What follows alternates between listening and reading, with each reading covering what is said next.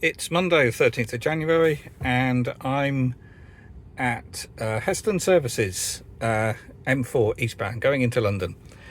And I'm going in to look at a customer's Nissan E-NV200 van, doing a diagnostics on it, because this morning they contacted me and they had issues with it and had warning lights on the dash.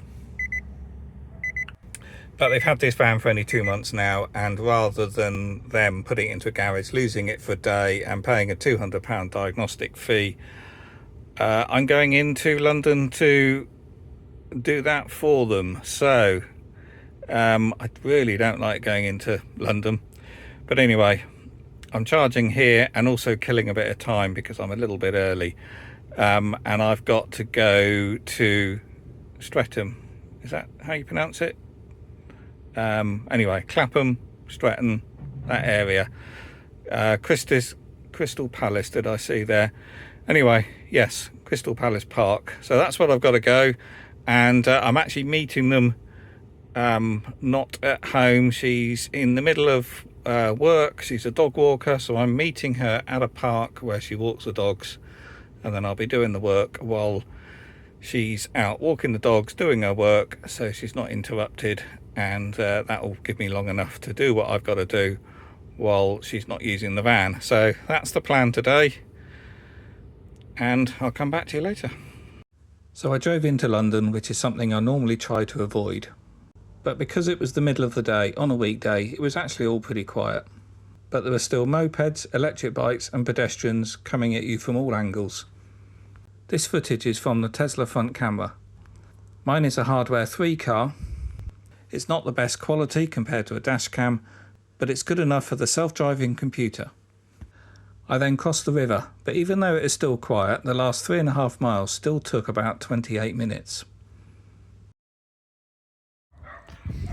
So here's the van. I've already plugged in the diagnostic scanner. But the faults getting up here are brakes, ABS, tyre pressure and traction control. And when the lights are on like that, that normally indicates that a wheel sensor is bad. And in here, under ABS, there are 2 faults. And if I just go into the ECU here and read the codes, it is saying the rear right sensor is faulty. So that's that one there. So let's crawl underneath and see if I can see what's wrong. Fortunately, there's a high granite curb here, so I've turned the van around and got that side up on the curb, which gives me a bit more space underneath. But I've still struggled a bit. But anyway, ABS sensor goes into the wheel hub there and then runs along to a connector at the back. And on these, it's normally where rodents or foxes chew the cables.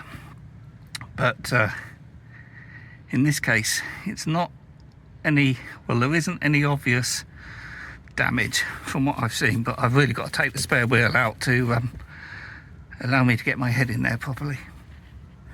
Which I'm going to do.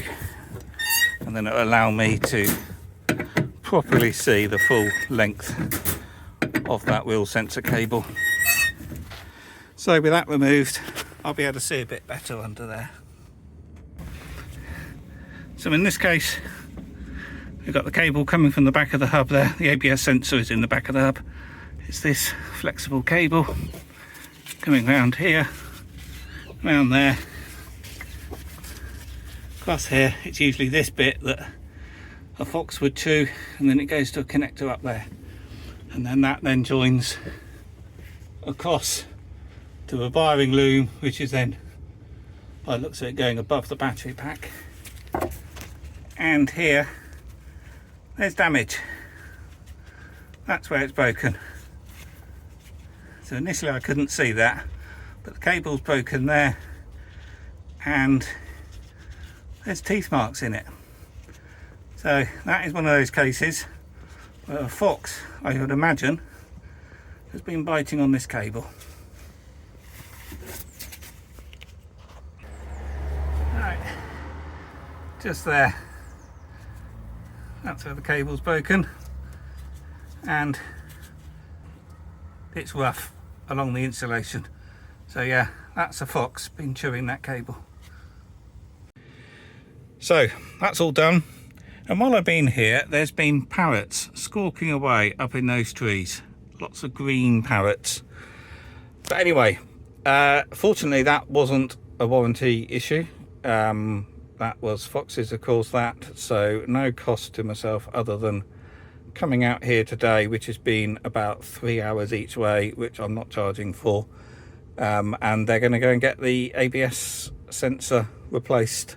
But I may well come back out here and do that as well. I'm going to look into that and let her know. So I've got a 2 hour 15-minute drive back. It's going to be much longer than that because they're going to hit rush hour traffic, which hasn't started yet. But if you found this video useful or interesting, as always, hit the thumbs up. That really does help. Do add your comments below, and I'll see you on the next one. Then the 2 hour 15-minute journey back actually ended up taking over 4.5 hours because there was an accident on the M4.